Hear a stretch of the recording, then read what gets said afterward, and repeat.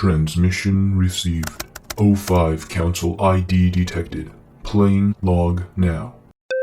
Item number 5993. Containment class Thaumiel.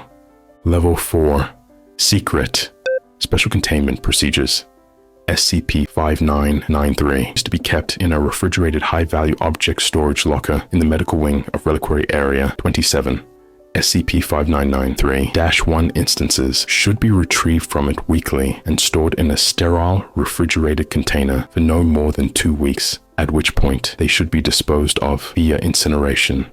Any personnel assigned to Reliquary Area 27, including D-Class personnel, are to consume 1 dosage of SCP-5993-1 during their standard pre-transfer medical exam and at 1-year intervals thereafter. Personnel assigned to Reliquary Area 27 who manifest any of the symptoms detailed in Document 5993-D are to report to the medical department immediately for an emergency dose of SCP-5993-1 and should be placed on off-site medical leave for no less than 2 weeks. The symptoms include, but are not limited to, hallucinations, aphasia, glossolalia, stigmata, and involuntary levitation. Description: SCP-5993 is a hive of insects superficially resembling Apis mellifera, western honeybees, inhabiting the corpse of a human male identified as Marcus Ambrose, a 34-year-old pastor and theologian. SCP-5993 reside within the corpse's chest cavity, having built its hive within the corpse's respiratory system. SCP-5993's anomalous properties manifest during the production of honey.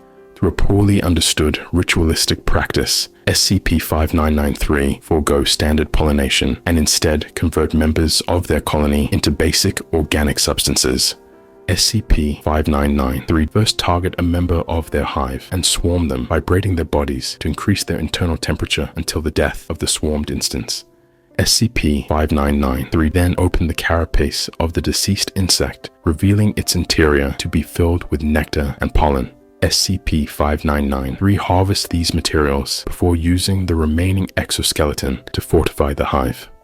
If removed from their hive, SCP-5993 are either unable or unwilling to enact this pollination method and will attempt to return to their hive or die of malnutrition. SCP-5993-1 collectively refers to all honey produced by SCP-5993. SCP-5993-1 constantly absorbs ambient Akiva radiation. The rate of absorption is directly proportional to SCP-5993-1's proximity to SCP-5993, with the most absorption occurring within the hive itself and completely ceasing outside of Reliquary Area 27. Once SCP-5993-1 has absorbed a sizable amount of Akiva radiation, SCP-5993 will immediately consume it and begin the conversion process once more. SCP-5993-1 will also lose all anomalous properties after 2 weeks of active absorption unless consumed. When consumed by a living organism, SCP-5993-1 will coat the walls of the digestive system and absorb all Akiva radiation within their body. As such, SCP-5993-1 will effectively eliminate an organism's ability to consort with, become host to, or otherwise be influenced by divine entities. Clairvoyants who have consumed SCP-5993-1 are universally unable to communicate with deities, reporting hostile refusals to requests for guidance and advice. Prophetic individuals have also reported difficulty in making accurate predictions as their visions are obscured by a thick golden filter and overwhelmed by sharp, prickling sensations. Attempts at spiritual healing by affected individuals have instead induced swelling and hives rather than mending. These effects will persist so long as SCP-5993-1 remains within the subject, with 240 milliliters of SCP-5993-1 completely exiting the human body 1 year after consumption. Larger dosages will remain within the body for longer, but have also caused malnutrition and occasional asphyxiation resulting from large amounts of SCP-5993-1 collecting in the larynx and trachea. Discovery: SCP-5993 was first discovered following the disappearance of Marcus Ambrose, a Foundation consultant on the containment of theological anomalies stationed at Reliquary Area 27. Prior to his disappearance, personnel revealed that Ambrose had begun to take a more aggressive approach towards containment, having taken a distinct interest in deicidal groups and belief systems. Personal documentation shows that Ambrose claimed to have made a significant breakthrough in his research, although little on the discovery was elaborated on. Ambrose was later seen driving in the direction of a religious shrine he frequented, located in a small patch of dense woodlands.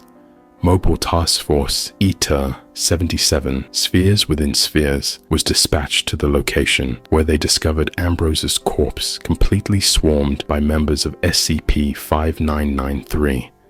Investigation revealed an abandoned beehive near the shrine's central dais, and is believed to have been tended to by Ambrose prior to his death. How SCP-5993 took residency within Ambrose is unknown, as no signs of forced entry have been found.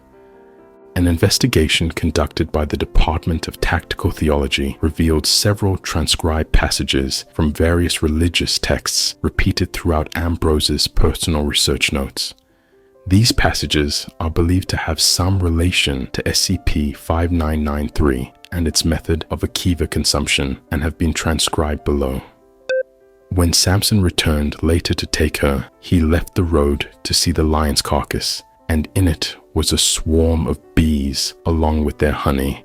Their honey cried out to be eaten, with offerings of power over fate itself to Samson. It offered a power so great, even the Lord would cry out in fear at his strength. The bees hummed with temptation, speaking of the honey's fortitude and immense power over all. Samson fell back, calling out to the Lord to bring these insects to justice, to deliver them with righteous fury. But no deliverance was given, as Samson merely watched the insects vacate their lifeless home and ascend upwards, bringing their foul offers with them. Judges, verse 14, line 8. So I spoke to you, but you would not listen. You rebelled against the command of the Lord, and presumptuously went up into the hill country. Then the Amorites who lived in the hills came out against you, and lo, they released upon you a swarm of bees. The bees would sting and prick to draw welts to your flesh and score your skin. You wept before the Lord, but he could not listen to your voice or give ear to you, for you belonged to the bees, and the Lord could not stop their attack without drawing their ire himself. You were sapped of your energy and your forgiveness, and left punctured and desiccated, drained of his light. For this reason you stayed in Kadesh for a long time, a very long time. Deuteronomy, verse 1, lines 43 to 45. And your Lord built the honeybee's cells in hills, on trees, and in the habitations of man. It taught them to maintain their hives, and that their existence was merely to be confined, for your Lord lived in fear of the bees. He knew of the danger they posed to him, and determined them unworthy of freedom. From what is within their bodies, between excretions and blood, they produced the nectar and dander kept from them by your Lord. They harnessed this bounty and produced succulence of the earth, the succulence of honey. They struck terror into your Lord, and drove their stingers into him. They gave him the hives that they were forced into, and made his throat swell with welts of fury, for they hath no mercy for their captor. Quran chapter 16, lines 68 to 9.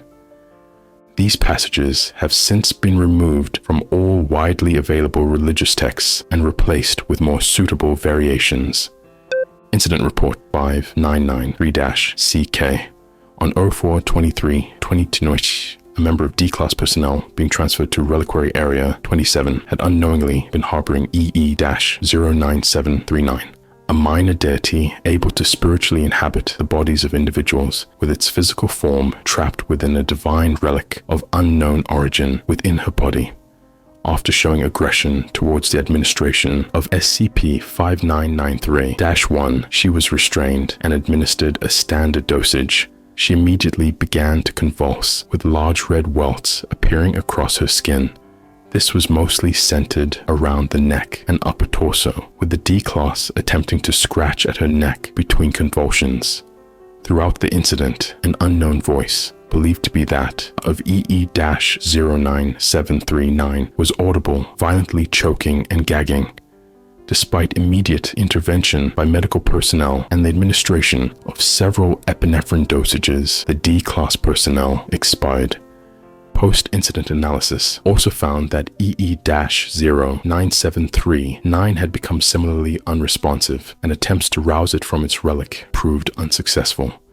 Despite displaying symptoms of severe anaphylaxis, the D-Class had lacked any allergy to bee venom and had reportedly been stung several times prior to incarceration. The allergenic profile of EE-09739 is currently unknown, but is believed to match that of other theological entities. Addendum 599.3. Following approval by Side Command, plans to utilize SCP-5993 in the containment of dangerous theological entities have been enacted. Members of MTF ETA 77 have been provided with handheld gas grenades containing a crystalline form of Apian alarm pheromones. Operatives are to deploy these during hostile situations, upon which MDV Hive, Cleopatra's Coffin, is to be deployed. MDV Hive is a repurposed mobile deployment vehicle outfitted with several mobile apiaries capable of supporting 15 separate hives of SCP-5993. These apiaries are designed to remotely deploy SCP-5993, allowing them to swarm the nearest perceived threat. Gear carried by ETA 77 is routinely coated in a thin layer of recognition pheromones before deployment, making them functionally invisible to SCP-5993 as to prevent unintended injury. Each operative has also been provided a single epinephrine injection and has been trained in their usage. Due to the limited number of SCP-5993 at the Foundation's disposal, MDV Hive is only to be used during Kennac level events or higher. Complete implementation of API-based weaponry is expected to take until 2034 to be fully realized. Despite this, the Department of Tactical Theology are hopeful that a handheld variant of the MDV Hive, described as similar to the design of a fragmentation grenade but with bees, will be developed within the next several years. Doctor's note. When we went on that site visit and they told us to take the special honey, I thought it was psychedelic honey. I thought they were trying to get us high and run an experiment on us. I did not realize that it actually had a purpose. I probably should have taken that honey then, because I definitely felt weird when I didn't take it during the site visit. Anyway, this also explains why the Foundation has been so keen on hiring beekeepers lately. I always wondered what kind of object would require such skills, but this explains it.